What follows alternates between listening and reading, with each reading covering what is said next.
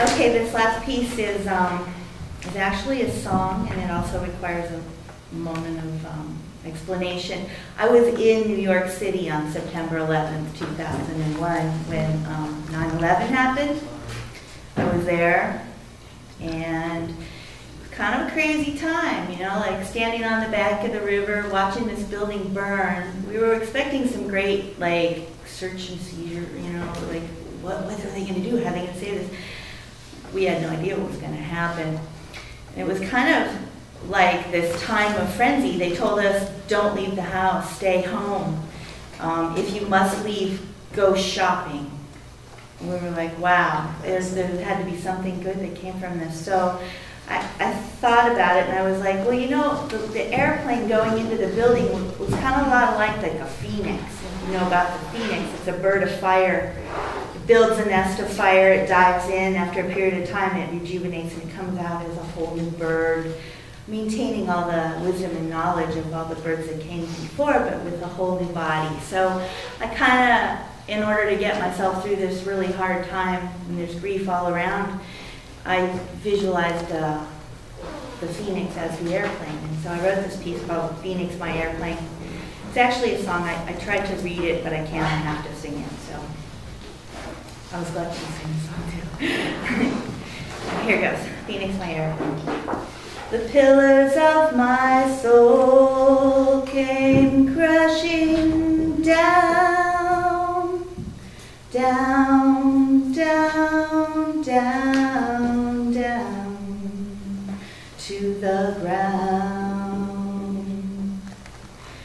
Phoenix, my airplane, it brought them down, down, down, down, down to the ground. Brand new Phoenix is now rising up. A brand new fire is burning in its soul. So much stronger, so much stronger than it was before. Maintaining all the knowledge of the one that came before.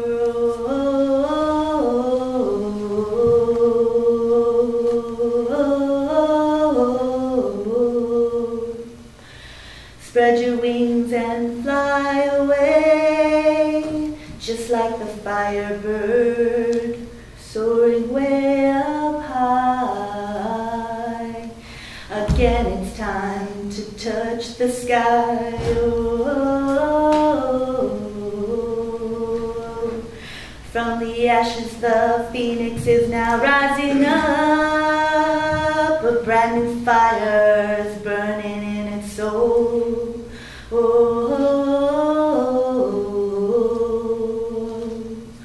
Oh, Phoenix, my airplane, it's time to fly again.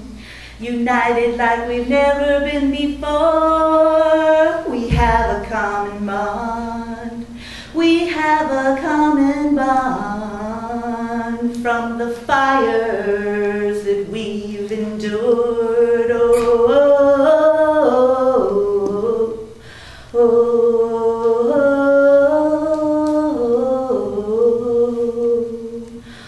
Oh, Phoenix of compassion, spread your wings of peace that heal the earth.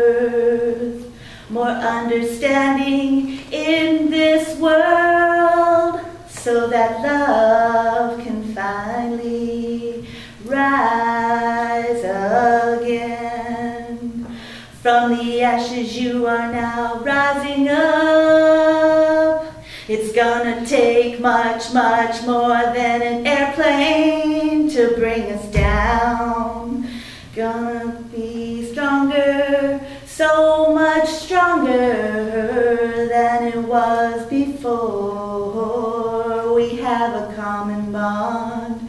We have a common bond from the fires that we've endured. Oh.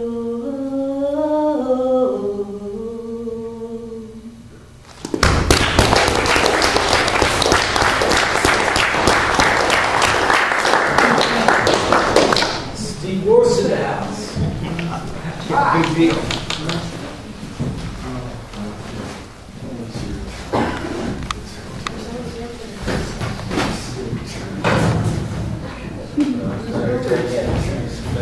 late.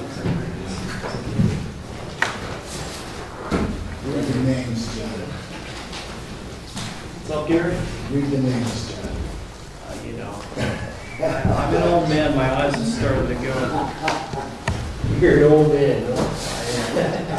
Hey, my liver's older than you, mine. I guess. Still alive. All right, and the next person on our list is Deborah. Deborah.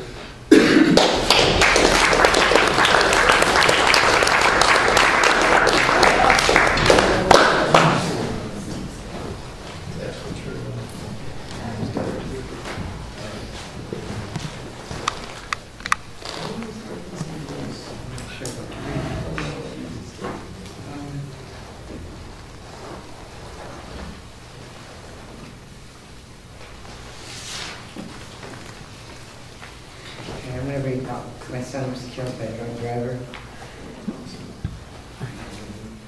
First, I'm going to read the funeral. His name is Bobby's funeral.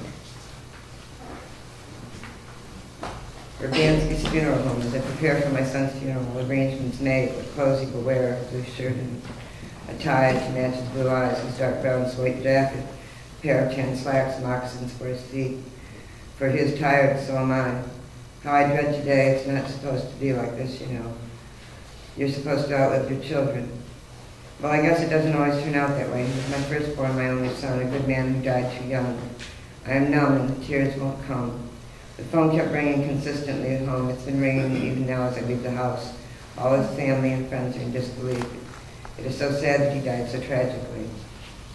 I wanted to be the one to identify him, but everyone said it. I'll lose it as I suffered severely with manic depression. So to keep everyone at ease, I'll let my dear friend Charlie. He is always there for Bobby and for me. Well, I guess the mortician, he did a good job with makeup. Charlie said it's okay to view him. Too bad they don't make drunk drivers do that. Just a fleeting thought. Well, here we are at Urbanski's. Jordan is here to greet me at the door. He is the funeral director and quite the makeup artist. His kind words and gestures of sympathy are sweet and professional. The funeral home has flower pots and small trees lining the sidewalk. The building is sepia brick with white shutters on the windows. I reach my hand to turn the golden doorknob unaware of what's going on around me. I am scared. It takes all that I have in me to keep walking. I follow Jordan and Charlie past the stone water fountain set in the parlor. Then we come to the hallway. We turn right, getting closer. I stand in awe at the doorway of the larger room where my son lay. The coffin is covered with the American flag as he was a United States Marine. He was honorably discharged some years ago to help out at home. After his father died, I needed him desperately back then. Not as much as I need him now. So I stand here in this spot, seems like an eternity, and I say to Charlie, he looks like he did when he was a little boy. Finally, I walk closer and approach the casket, and I say, oh my God, he looks like a porcelain doll. Overwhelmed with emotion and disbelief, I reach out and I touch my son's hair. I kiss his cheek and his forehead. He doesn't really look like himself, just a melancholy shell. You can tell where they did the work on him to make him presentable. Yes, I donated his eyes so no one else can see. So they're sewn shut for eternity. I also donated his bone marrow and skin. It will help burn victims in the war in Iraq.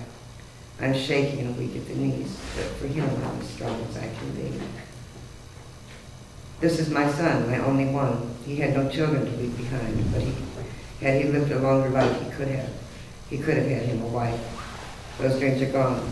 So I reach out now and I touch his folded hands. Of course they are cold, but so purple. Probably from clenching his fist to the impact when the car crash occurred. Even the makeup doesn't hide this. I lay my head lightly upon his chest and I say a prayer.